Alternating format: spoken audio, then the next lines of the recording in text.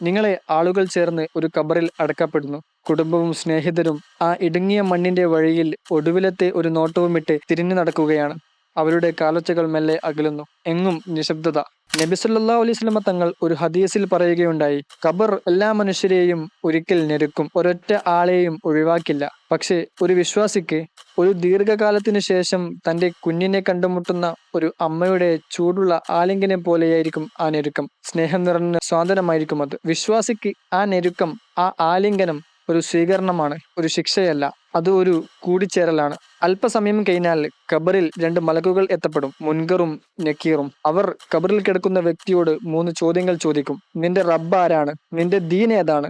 നിന്നിലേക്ക് അയക്കപ്പെട്ട ആ മനുഷ്യനാരാണ്? നബി സല്ലല്ലാഹു അലൈഹി വസല്ലം തങ്ങൾ പറയുകയുണ്ടായി, ഈമാനോടെയും ആത്മാർത്ഥതയോടെയും ജീവിച്ചവർക്ക് ആ ചോദ്യങ്ങൾക്ക് ഉത്തരം പറയുന്നത് വളരെ എളുപ്പമായിരിക്കും. കാരണം ആ ഉത്തരങ്ങൾ ഒരിക്കലും അവരുടെ ഹൃദയം വിട്ടു പോവുകയില്ല. സഹിയായ ഹദീസുകളിൽ പറയപ്പെടുന്നത് ഇങ്ങനെയാണ്: ശരിയായ ഉത്തരം പറഞ്ഞ വിശ്വാസിക്ക് അള്ളാഹു 5 അത്ഭുതകരമായ അനുഗ്രഹങ്ങൾ നൽകപ്പെടും. 1. ഖബർ ജന്നത്തിലെ വസ്തുക്കൾ കൊണ്ട് അലങ്കരിക്കപ്പെടും.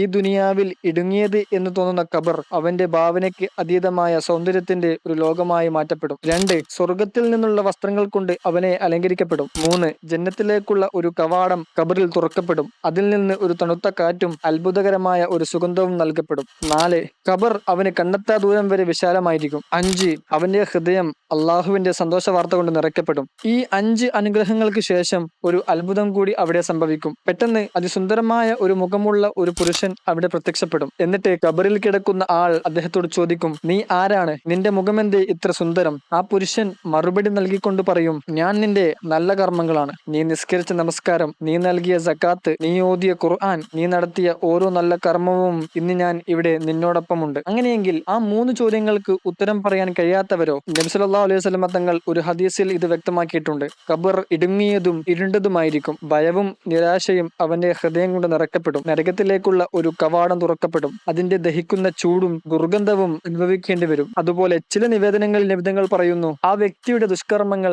ഭയാനകമായ ഒരു രൂപത്തിൽ അവന്റെ അടുക്കൽ എത്തപ്പെടും. പാമ്പുകളാലും തേളുകളാലും ഖബറിൽ ആ ആത്മാവിനെ അലങ്കരിക്കപ്പെടും. ഒരിക്കൽ നബിതങ്ങൾ 2 ഖബറുകൾക്കരികിലൂടെ കടന്നു പോകുമ്പോൾ ഇങ്ങനെ പറയപ്പെട്ടു, ഈ 2 പേർ ഇപ്പോൾ ഖബറിൽ ശിക്ഷിക്കപ്പെടുകയാണ്. അവർ ജീവിതത്തിൽ കഠിനമായ കാര്യങ്ങൾ ചെയ്തതുകൊണ്ടല്ല. ഒരുവൻ മൂത്രമൊഴിച്ച ശേഷം ശരിയായ രീതിയിൽ ശുദ്ധീകരിക്കാറില്ലായിരുന്നു. മറ്റൊരുവൻ ആളുകൾക്കിടയിൽ ചെന്ന് ഏഷണി പറയുമായിരുന്നു. ഏഷണി ശുദ്ധി. ദുനിയാവിൽ ചെറുത് എന്ന് നാം കണക്കാക്കുന്ന കാര്യങ്ങൾ ഖബറിൽ ഭാരമേറിയവയാണ്. ഖബർ നമ്മുടെ ഈ ദുനിയാവിന്റെ ജീവിതത്തിലെ ഒരു വിശ്വാസിക്ക് ഇത് കരുണയും അനുഗ്രഹവും നിറഞ്ഞ ഒരു ഘട്ടമാണ്. ഒരു നിഷേധിക്ക് അല്ലെങ്കിൽ ഒരു കപടവിശ്വാസിക്ക് ഇത് ഖേദത്തിന്റെയും വേദനയുടെയും ഒരു ഇടവും. അള്ളാഹു നമ്മെ ഈമാൻ നൽകി ഉറച്ചു നിൽക്കാൻ തൗഫീഖ് നൽകട്ടെ. നമ്മുടെ ഖബറുകൾ ജന്നത്തിലെ തോട്ടങ്ങൾ കൊണ്ട് അലങ്കരിക്കപ്പെടട്ടെ. ആമീൻ.